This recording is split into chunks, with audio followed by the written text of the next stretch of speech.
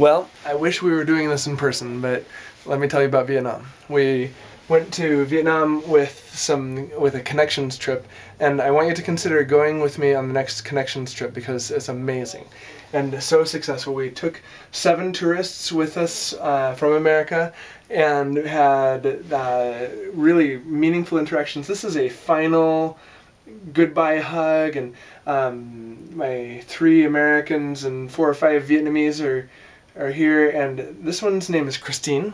I want to tell you that Christine is a junior in college now, and is when I was her teacher as a freshman, she came over to the house, played games, watched movies, all that stuff, and read The Lion, the Witch, and the Wardrobe with us, and did the Alpha course.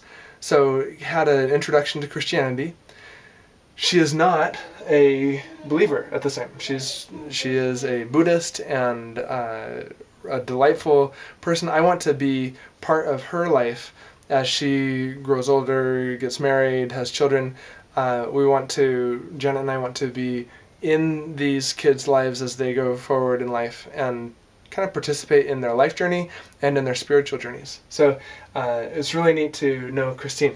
Let me just say that at the Vision Cafe, we were finishing up and saying goodbyes, and these are kids that we were interacting with for the week, and we knew these kids so well. It seems like by the end of our 2 weeks there, had made connections. This is Aaron, one of our American tourists, giving hugs to people that I count as good friends in Vietnam.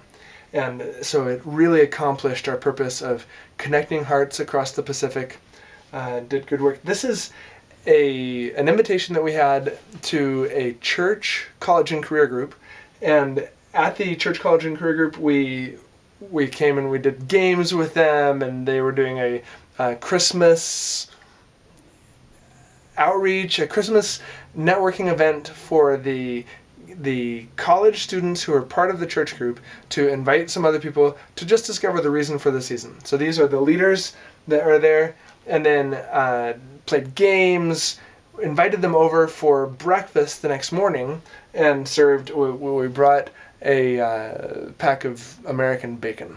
And we did eggs, bacon, and these are banh mi sandwich rolls. And so we did that for breakfast.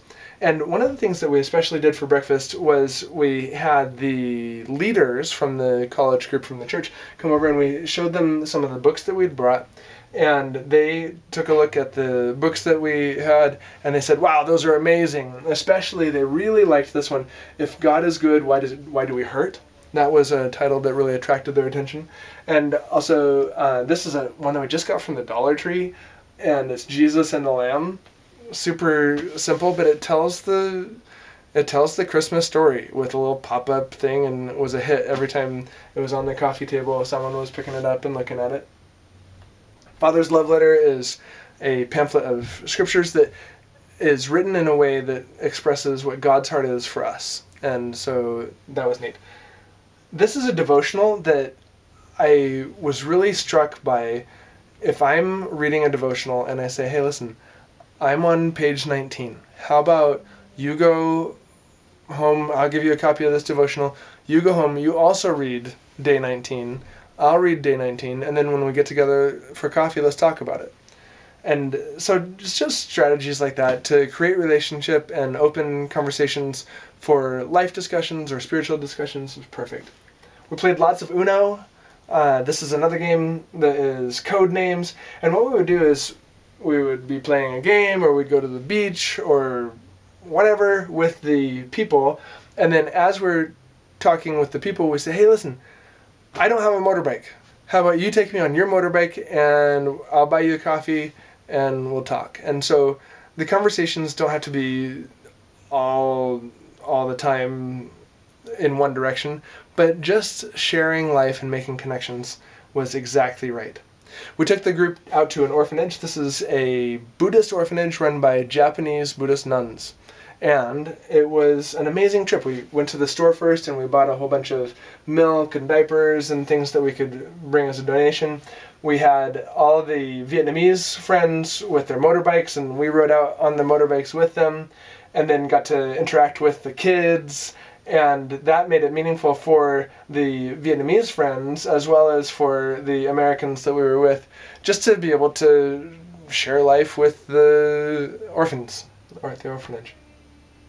One of the main things that we did this time was we went to support the Merry Christmas Da Nang pageant. So here I am as Professor Bell in the pageant, and these 5 kids were participants in the magical traveling machine that Professor Bell built, and they went around the world discovering that it's Christmas everywhere, Professor Bell. Yes, it is.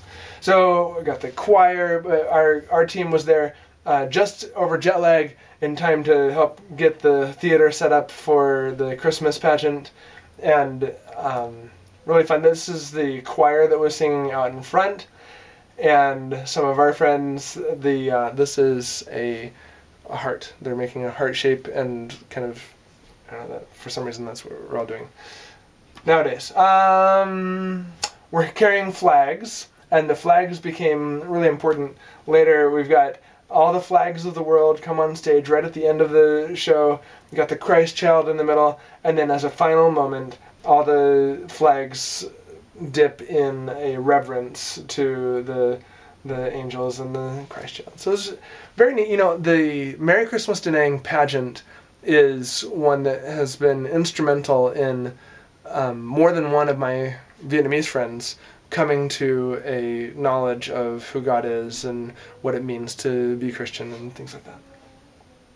And of course, Merry Christmas Da Nang with 50 some odd small Asian Santas. After the Merry Christmas Da Nang pageant, then we invited a whole bunch of people over to our house. Actually, we first went out to dinner and fed them dinner. And then after dinner, we went to the house and broke up into small talking groups all throughout the house. Conversations tended toward the profound. And the foreigners were to share their thoughts about Christmas, but then the questions and the conversation were sometimes theological, often very profound, as we broke up into the small talking groups. So that's fantastic. We also visited Orphan Voice, which is an NGO that runs an orphanage, but more than that, they are involved in anti-trafficking and cleft palate repair.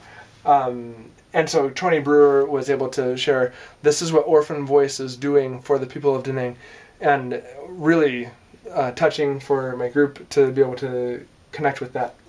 We did do some tourism, beautiful tourism. This is down in Hoi An, which is south of Da Nang, and we ate lunch here at the Chef restaurant.